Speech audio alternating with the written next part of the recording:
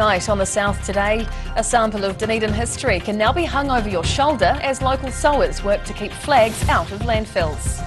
A new $1 million development is the talk of the town in Milton, aiming to give travellers some relief. And an ambitious conservation project is underway near Christchurch with help from some furry friends.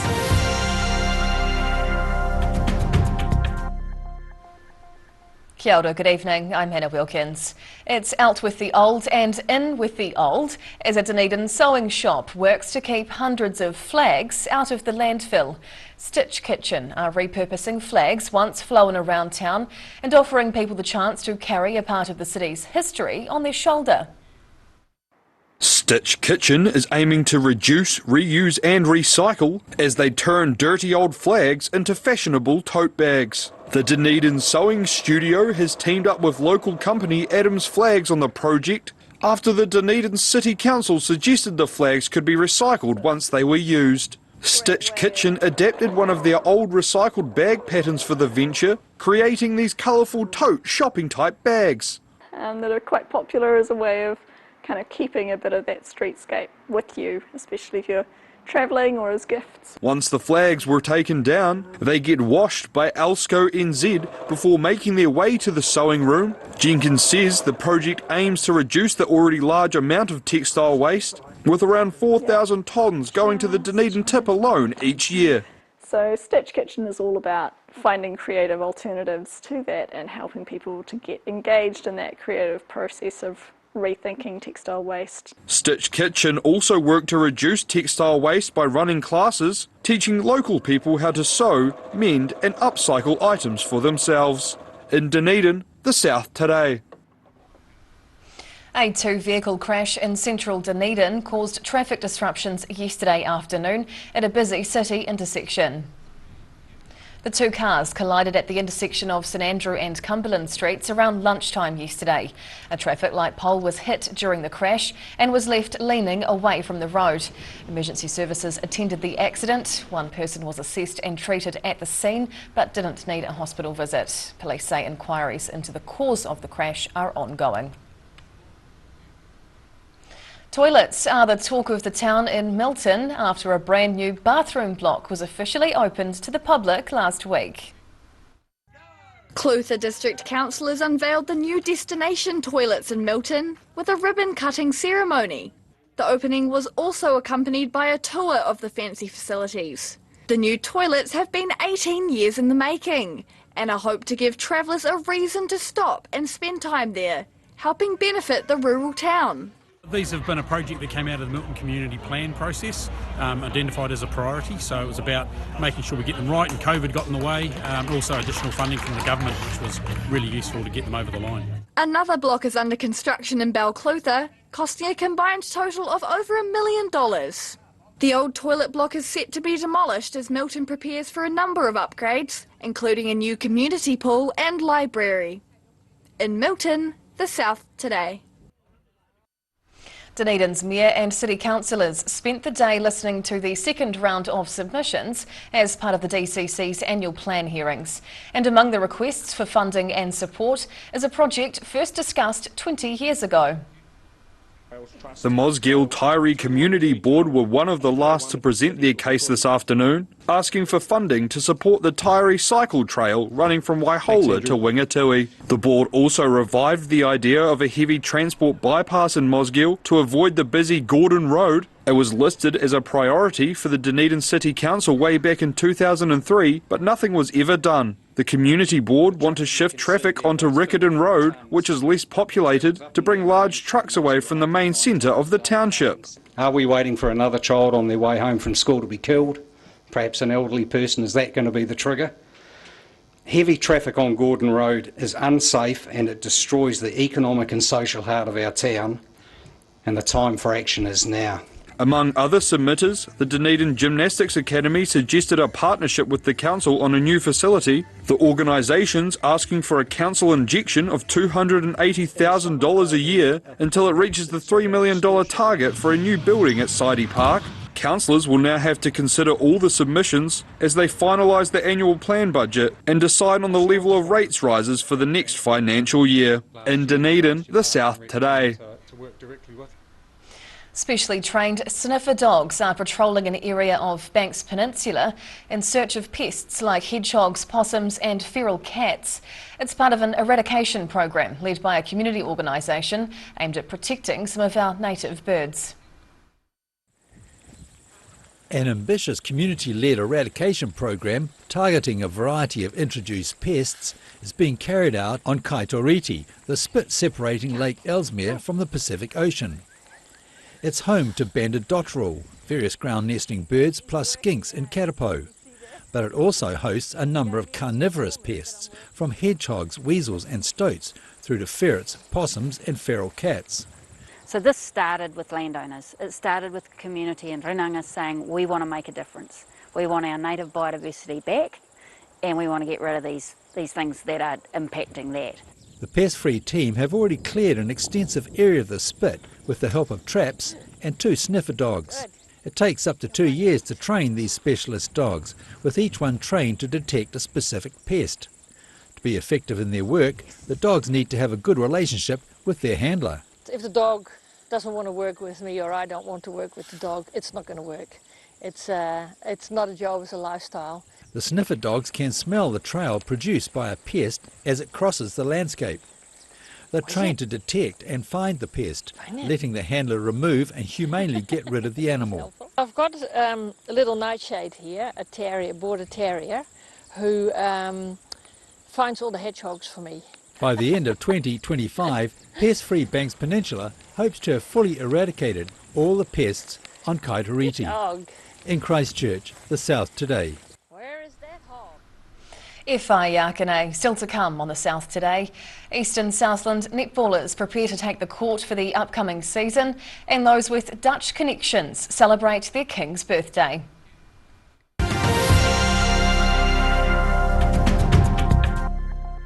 All new episodes of Put Some Colour in Your Life are now screening on Channel 39. Take a look at Australian artists and the techniques they use in their studio. Put Some Colour in Your Life. Tuesdays, 7:30. Drive away your way with 3 incredible offers on the Honda CR-V Adventure Ready range. Choose from 2.9% finance with 0 deposit, third finance, or lease a new CR-V from just $136 per week. These offers are only available for a limited time, so be in quick. From Honda.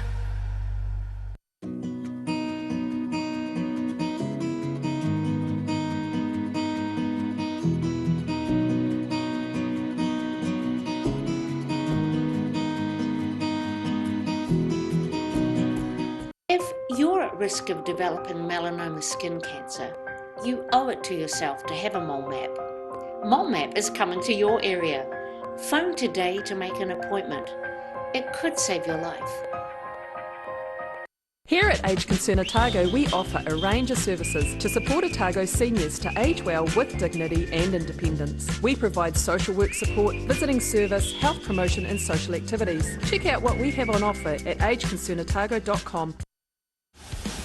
Aero, used by Australia's top bowlers with their unique Z-scoop grip that redefines the game. Machined with robotics for unparalleled accuracy, Aero, same line, every time.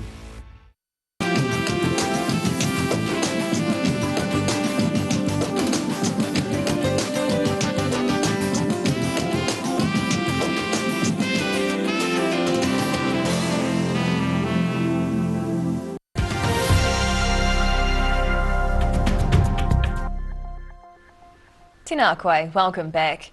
A Southland netball team is looking to return to the court as they put in their final preparations ahead of the upcoming netball season. The Netball Eastern Southland competition had their second and last pre-season day last week, bringing in teams from far and wide.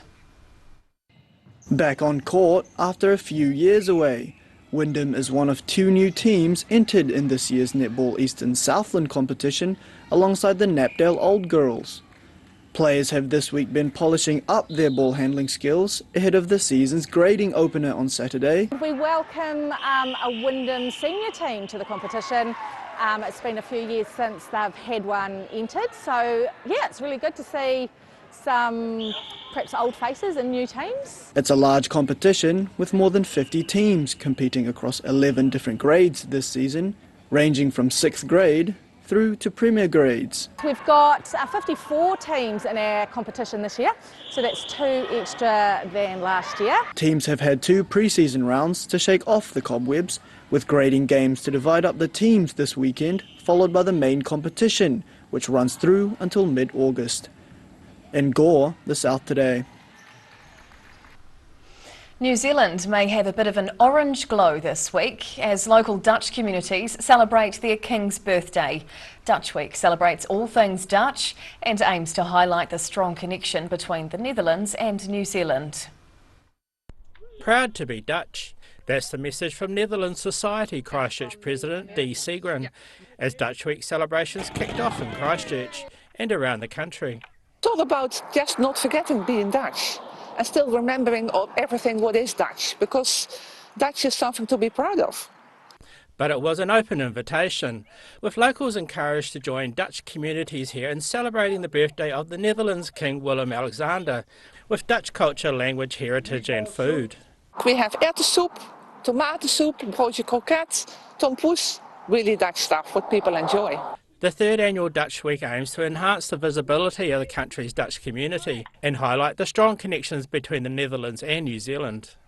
Seagren says there's a large community in Christchurch. In the 50s, a lot of people came to New Zealand. There was also a kind of a scheme set up by the government with New Zealand that people would get money to move to New Zealand, so a lot of people came after the war. And with cycling a way of life in the Netherlands, 1,000 riders across the country took to the streets over the weekend, wearing orange, the country's national colour. People enjoy the atmosphere, and in the Netherlands we say it's gezellig. It's really a Dutch word that's difficult to translate in English, but it's the coziness, it's just being together, talking Dutch, having fun. Dutch Week festivities continue across the country, wrapping up on Sunday. In Christchurch, the South Today. And now recapping tonight's top stories on the South Today. A Dunedin sewing shop is recycling old flags into tote bags, aiming to reduce the large textile waste in the city. The Clutha District Council unveiled the new destination toilets in Milton, starting the upgrades on the rural town. And specially trained dogs are working in coastal Canterbury, helping sniff out pests to protect our native birds.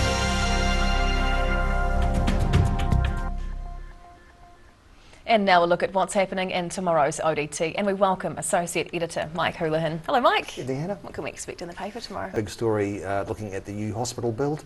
We've got some papers under the Official Information Act revealing exactly how alarmed cabinet ministers were by proposed cuts before we got to the stage where we are now with the project. Right, okay. On a lighter note, we've got a 76-year-old footballer who may possibly be the oldest man ever to score a goal in the open grades of Dunedin football. Lovely. And our food and fashion section, Fresh, which has got a big feature on Italian cuisine tomorrow. Brilliant. Oh, we look forward to it. Thank you for sharing this evening, Mike. Thank you. And time now for a look at the weather. The South Today weather, proudly brought to you by MoleMap, the skin cancer detection specialists. Looking at the situation, north to northwesterly airflow moves over the region this week, bringing fine weather and mild temperatures to most. Heading to the top of the South Island, fresh northerlies and showers up in Nelson tomorrow with a high of 18. Greymouth's in for a wetter and windier day with 17. And Christchurch is warm with 23 degrees, high cloud and breezy winds. Travelling to South Canterbury and North Otago. High cloud and fresh northerlies down through here. Ashburton gets right up to 22 tomorrow, Timaru 21 and Oamaru a high of 19 with nor'easterlies. Heading westwards now to the Central Lakes, and a few showers are inbound for Wanaka and Queenstown tomorrow with highs of 17 degrees, while down in Alexandra it's looking cloudy with fresh northerlies and a high of 20. Heading further south, expect norwesterly winds and showers in Gore and Balclutha, both with highs of 17. But over on the coast, it's warmer and dry with a cloudy 19 degrees. And down to the deep south, cloudy with showers and 13 tonight in Invercargill. The next 2 days look cloudy with showers at times and gusty norwesterlies. Wednesday's high will be 19, but expect a slightly cooler 17 degrees on Thursday. And finally heading to Dunedin. Low cloud and nor'easterlies with a warm 15 degrees overnight. Cloudy again first up tomorrow for the third day in a row, but do prepare for a few spits of rain before the cloud breaks up ahead of a clear but breezy afternoon with 19 degrees. And Thursday, yes, cloudy throughout the morning before blue skies after lunch and cooler winds with a high of 16 degrees. And that's the news this Tuesday. For the latest news and videos from across the southern region, head online to odt.co.nz. You can follow Channel 39 on YouTube to catch our news bulletins on demand, and you can also now follow us on Facebook. Just search for the South Today NZ to see our favourite stories from around the regions. We'll see you again tomorrow. Ka kite o pōpō.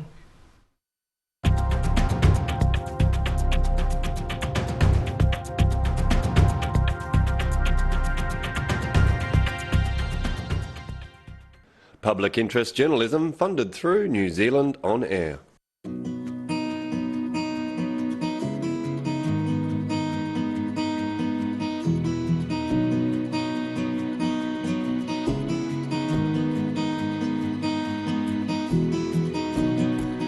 Living Well Disability Resource Centre, a not-for-profit charitable organisation and your one-stop shop for information and resources to help you retain independence. We offer a wide range of assistive products from jar openers to mobility scooters and provide assessments for Total Mobility, the half-price taxi scheme. Come and see the friendly team. You'll find us on the corner of George and Bath Streets, ground floor of Burns House. If you're at risk of developing melanoma skin cancer, you owe it to yourself to have a mole map. Mole Map is coming to your area. Phone today to make an appointment. It could save your life. Every day the team at Gillian supports grieving families at their time of need, from answering your questions to organising a farewell that reflects the wishes of your loved one. We can help. Call Gillian's today.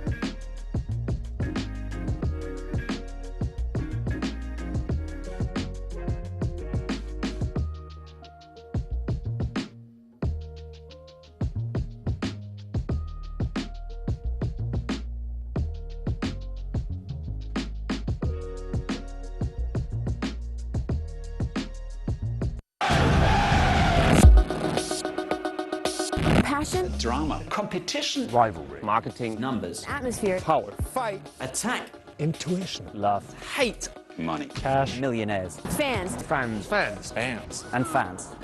Oh boy.